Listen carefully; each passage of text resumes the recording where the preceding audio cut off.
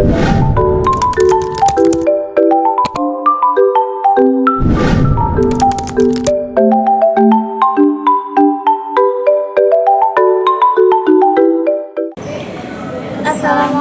warahmatullahi wabarakatuh. Kami dari kelompok 2 Ingin mempresentasikan materi mengenai literasi digital. sebelumnya perkenalkan, nama saya Natasha Lira Putri Dan saya Wula Rehana. dan rekan kami Indah Khalifah yang tidak bisa hadir karena sedang mengikuti kegiatan Ormawa. Selamat menyaksikan. Yang pertama ada pengertian. Literasi digital sendiri itu merupakan pengetahuan serta kecakapan pengguna dalam memanfaatkan media digital seperti alat komunikasi, jaringan internet, dan lain sebagainya. Baik, selanjutnya yang kedua ini ada prinsip dasar literasi digital. Nah, prinsip dasar literasi digital ini dibagi menjadi 4. Yang pertama ini ada prinsip pemahaman, di mana masyarakat ini harus memiliki kemampuan untuk memahami informasi yang diberikan. Kemudian yang kedua, ini ada prinsip saling ketergantungan, di mana saling bergantung dan saling melengkapi antara informasi yang tersaji. Kemudian yang ketiga, ini ada prinsip faktor sosial. Nah, yang berarti bahwa media ini saling berbagi pesan atau informasi kepada masyarakat. Kemudian yang terakhir atau yang keempat, ini merupakan faktor kurasi, yaitu masyarakat ini mampu mengakses, memahami, dan menyimpan informasi untuk dibaca di lain hari. Selanjutnya ada dampak positif. Dampak positif dari literasi digital ada beberapa poin. Yang pertama ada pembelajaran. Contohnya yaitu memudahkan kita menemukan pembelajaran atau pengetahuan yang belum kita ketahui dari sumber-sumber yang relevan. Yang kedua ada minat baca.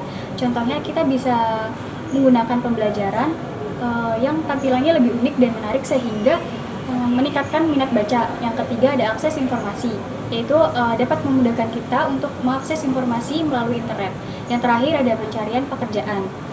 Literasi digital juga membantu seseorang untuk mencari pekerjaan lewat media sosial.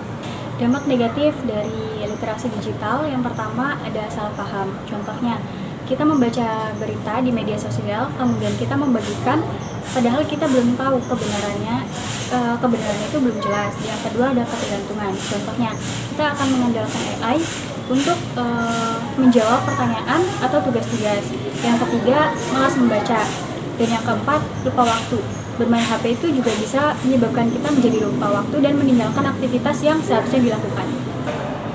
Selanjutnya ini ada manfaat dari literasi digital, di mana manfaat dari literasi digital ini sebenarnya sangat banyak sekali ya teman-teman.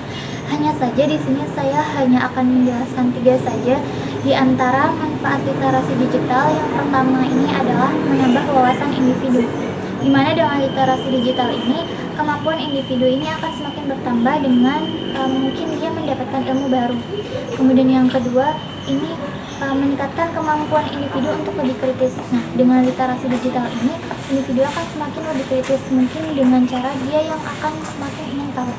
Kemudian yang ketiga, ini akan menambah kosakata baru, di mana dengan literasi digital ini, seperti contohnya membaca, individu ini akan mendapatkan kosakata baru yang belum pernah dia dengar ataupun belum pernah dia baca secara langsung. Selanjutnya ada tantangan literasi digital.